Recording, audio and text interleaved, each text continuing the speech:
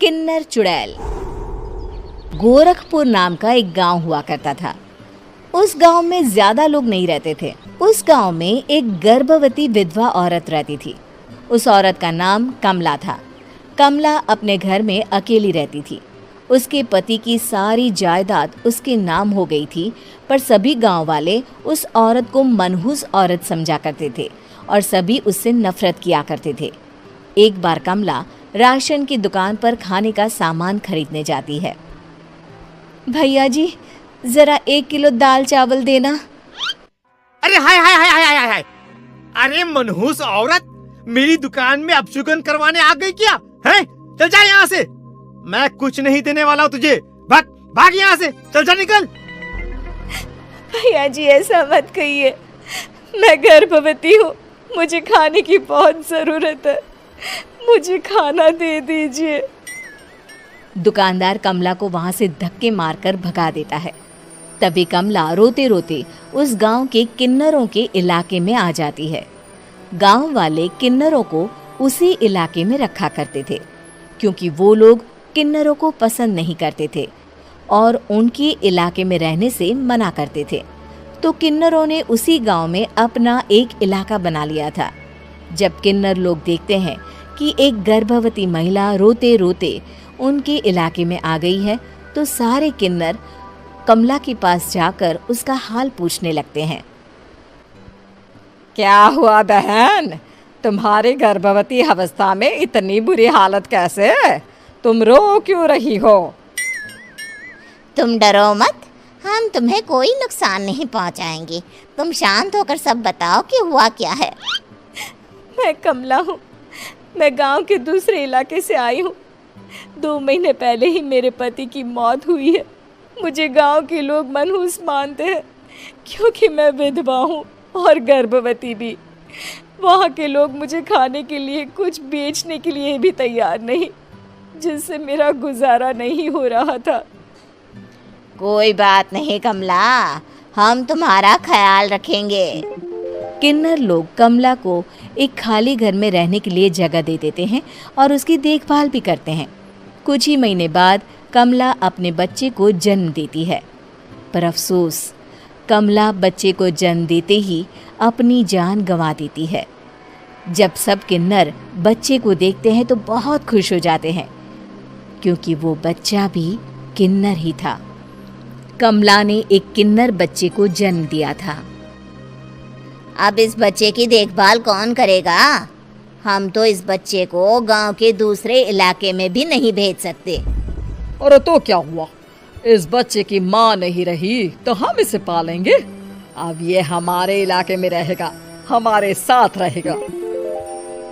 फिर वो किन्नर उस किन्नर बच्चे को गोद ले लेते हैं, उसका नामकरण कराते हैं। उस किन्नर बच्चे का नाम शक्ति रखा जाता है। देखते ही देखते शक्ति बड़ी होने लगती है। उसके रंग रूप बहुत सुंदर थे।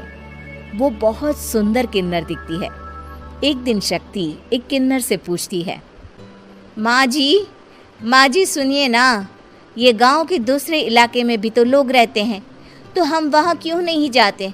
हम उनसे अलग क्यों रहते हैं? शक्ति, क्योंकि वो लोग हमारे जैसे नहीं, वो लोग हमें पसंद नहीं करते, इसीलिए हम उनसे अलग रहते हैं। क्यों? वो हमें क्यों पसंद नहीं करते? मुझे एक बार उस इलाके में जाना है, मैं एक बार वहाँ जाकर घूम कर आऊँ। शक्ति, खबरदार, जो तू उस इलाके में कभी भी गई तो अपनी जान नहीं गंवाना चाहती तो उस इलाके में कभी कदम भी नहीं रखेगी, समझी? इतना कहकर वो किन्नर वहां से चली जाती है। शक्ति उस किन्नर की बात सुनकर बहुत रोती है। माँ जी, ऐसा कैसे कह सकती है? उन्होंने इतनी सी बात के लिए मुझे इतना डांटा। अब तो मैं उस इलाके में ज़रूर जाऊंगी। फिर एक दिन शक्ति गांव के दूसरे इलाके में चुपके से जाती है। ये लोग तो हमारे जैसे ही इंसान हैं, तो ये हमसे नफरत क्यों करते हैं? जब शक्ति उस इलाके में पहुंचती है तो गांव के सारे आदमी उसके रूप से मोहित हो जाते हैं। वो लोग ये अंदाज़ा नहीं लगा पाते कि वो किन्नर है। शक्ति की सुंदरता देखकर सारे गांव वाले उसकी तारीफ करने लगते हैं। तभी गांव का चक्कर लगाने गांव के जमींदार का बेटा हर्ष वहाँ पहुँचता है। हर्ष भी दिखने में बहुत सुंदर होता है। जब हर्ष ने शक्ति को देखा तो वो भी उससे मोहित हो गया, और जब शक्ति की नज़र हर्ष पर पड़ी तो वो हर्ष को देखकर मोहित हो गई। आपको पहले कभी इस गांव में देखा नहीं। इस गांव में आप नए हैं क्या? जी नहीं, वो मैं बस तभी शक्ति बोलते बोलते रुक जाती है और मन में सोचने लगती है, अगर मैंने इनको बता दिया कि मैं दूसरे इलाके से आई हूँ तो वो समझ जाएंगे कि मैं किन्नर हूँ, इसलिए मुझे इनसे झूठ ही बोलना पड़ेगा। शक्ति हर्ष को कहती है, जी हाँ, मैं इस गांव में नई आई हूँ, यहाँ अकेली रहती हूँ। वैसे आप कौन हैं? आप भी इसी गांव में रहते हैं? जी हाँ, मैं इस गांव के जमींदार का बेटा हूँ। आपको किसी भी चीज की जरूरत पड़े तो आप मुझे बता देना, मुझे अच्छा लगेगा। ऐसे ही शक्ति और हर्ष एक दूसरे से रोज मिलने लगते। वो दोनों अपने प्यार का इजहार करने एक दूसरे से मिलने जाते हैं। तभी शक्ति का पीछा करते करते एक किन्नर वहां आ जाती है। शक्ति, मैं तुमसे बहुत प्यार करता हूँ। मैं तुमसे शादी करना चाहता हूँ। क्या तुम मुझसे शादी करोगी? हाँ हर्ष, मैं तुमसे शादी करूंगी, पर मैं तुमको अपने बारे में एक सच्चाई बताना चाहती हूँ जो मैंने तुमसे छुपा कर रखी है। तभी उनके बीच में ही वो किन्नर आ जाती है। शक्ति, तेरी हिम्मत कैसे हुई ऐसा करने की? वो किन्नर शक्ति को खींचकर गांव के जमींदार के पास ले जाती है। हर्ष भी वहां शक्ति को बचाने के लिए पहुंच जाता है। जमींदार शक्ति और हर्ष के प्यार के बारे में सुनकर गुस्से में आ जाता है और शक्ति को गांव के बाहर निकालने की सजा देता है। शक्ति ये बात सहन नहीं कर पाती और कुएं में कूदकर अपनी जान दे देती है।